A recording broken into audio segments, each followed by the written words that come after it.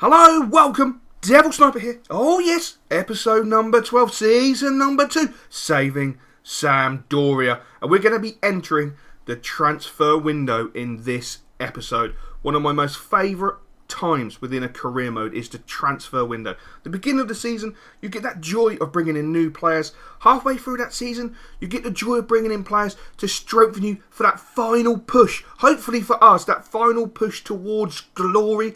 I'm not 100% sure where we need to really strengthen. I think essentially the two players that we're getting rid of are the two players we really need to replace. I don't feel we need anyone in the strike force.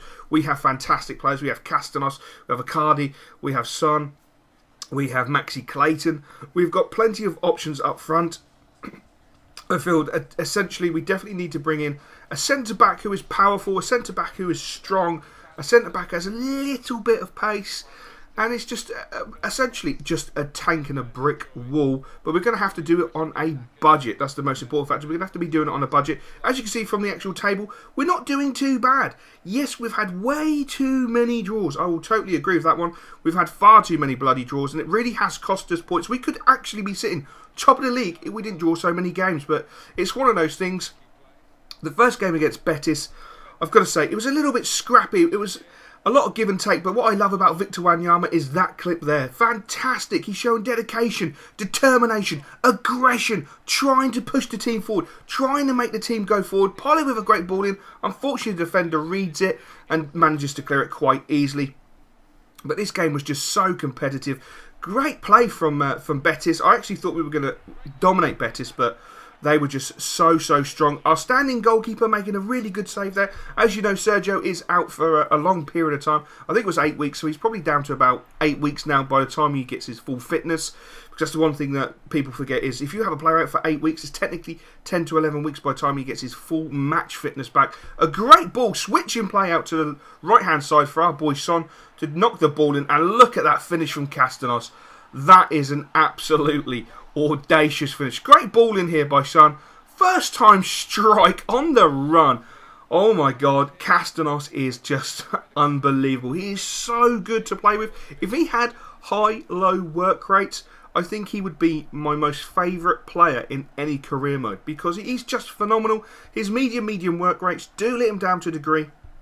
You do find him dropping deep, and sometimes you find him dropping overly deep. When I say overly deep, I mean he's sort of tickling the arse of Victor Wanyama at times, and that's a little bit frustrating. But I can forgive him because he has the skill moves, he has the weak foot, he's just a powerhouse. Look at him picking the ball up from deep, goes around the defender as if he doesn't even exist, holds off the actual recovering CDM with his immense strength and still manages to get the shot away. That's what I love about him. He's just an absolute tank. We try and go for the cross. It's defended. We go for the shot with Vilhena. And unfortunately, it is a great save by the goalkeeper. But nonetheless, we managed to pick up what is important. The 3 points with a 1-0 victory. I still can't get over that goal from Castanos. It was just absolutely sensational. I'd even go as far as to say, the goal that Filippo Bonaperti scored against Everton in the FA Cup semi-final at Wembley when we were behind. He scored that 40-yard, 35-yarder on the angle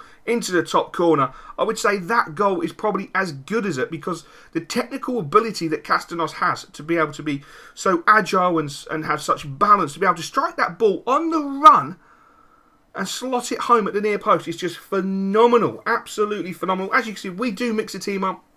We are struggling at this moment in time. Games are coming really quickly. They're mounting up in such a short period of time, which is synonymous with EA career modes. Unfortunately, you do get such a log of games, and it could be a very integral point to this season because we don't have the greatest amount of depth of class players. We do have depth, but we don't have that fantastic class. But I'm not too worried because I feel the boys can come through it. I feel we can gain the points that we need, and at the end of the day, we know we really are pushing quite hard. We're 8 points off Galatasaray. I think that's out of the window. I think we really need to be looking at Ruben Kazantz and Valencia. They're 2 points ahead of us. If we can keep the gap to a minimum, I feel that we can really close them down and hopefully get automatic promotion. Automatic promotion for me would be fantastic. If we don't win the title, so be it, but going up is the most important thing in this career mode. We've just got to continuously go up and up and up and up and up until we reach the Super Premier Liga. I think failing to go up in a season could bring this career mode to an end, but we'll have to wait and see. We don't know what's going to happen at the end of the day. I haven't recorded any further than this episode because it's transfer time, and as you know, this is where we interact so much. We did miss the first goal. If you did see it, it was obviously Gardner, and this second goal coming up here, look at this. What a strike. And I was thinking to myself, what the hell did my keeper just do? What was he doing? What was he doing? Seriously, what was he doing? But on the replay, it is a great strike by Gardner, but look at the deflection this takes and how it loops up. Look at that. Oh my days. That is what you call one hell of a loop. And I'm surprised though the keeper couldn't read it. At the end of the day, it wasn't as if it was too far out of reach. He could have stuck a hand out. He could have stuck both his bloody hands out, but he neglected to. And I've got to say, I'll be so grateful to get Sergio back. But at the same time, I am seriously thinking about bringing in a new goalkeeper, a fresh new goalkeeper, because I'm a bit concerned that Sergio is getting injuries, picking up an injury, and such a long injury, it does really worry me. As Icardi, after 49 minutes, brings us back into the game. And again, this ball was actually deflected as well. But it was just such great play by Icardi. He goes for the fake shot, does the defender, puts it onto his strong right foot, strikes it, takes a deflection off the defender's kneecap, and just loops over the goalkeeper, which levelled up the deflected goals. But I've got to say, we were just not at the races in this game. It was a very difficult game. We made some very poor decisions defensively. We pushed too hard with our CDMs, which is a huge error. We were trying to force the game, and unfortunately, with them getting 2 goals, we were constantly chasing. They just played us on the counter-attack. They kept better ball retention when they needed to.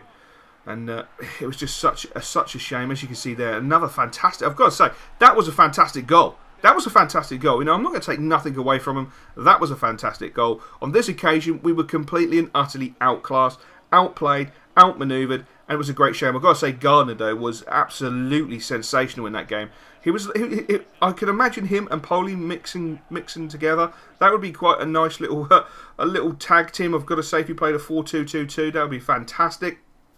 Transfer market is now open. Business needs to be done, and Celtic offered me the opportunity to go and manage them. Now, it would be something I would consider, but we took Victor Wanyama, so I probably won't consider it. No, come on, this is saving Sampdoria. We're not going to be taking any other jobs, but it's always nice to get an offer from a club. It really is. And there you go. Yes, he has. He has handed in a transfer request. I wasn't happy to take it, but at the end of the day, I feel it's the right thing to do. Now, the lad wants to move to another team, predominantly Spain, but we'll have to wait and see where he goes to. It's going to be an interesting transfer window. I'm hoping it's done and dusted really quickly, because it can only cause, unrest within the team. It's a shame to lose him. I've got to say, Pedro is a fantastic player. I really have enjoyed using him while he's been at the club, to be honest. I would recommend him to anybody, but I would pre-warn you, though, that he obviously clearly gets homesick, which is one of those things. And we get a transfer request in straight away, and it's for the 2 boys that we want to let go. So now, Rossini, as much as I want to let him go, I'm not going to let him go for 3 million. He's worth 3.4. He's 24 years old. I'll take 4 million. I think a £600,000 profit on his actual value is a fair price. And look at that. Inter Milan come in for Pedro. They offer 7.5. That's 1.5 million over his actual valuation. I've got to say, I'm taking it. He's gone. Hope you enjoyed that, guys, and I'll catch you next time. Keeping me up all night like a nightmare. It's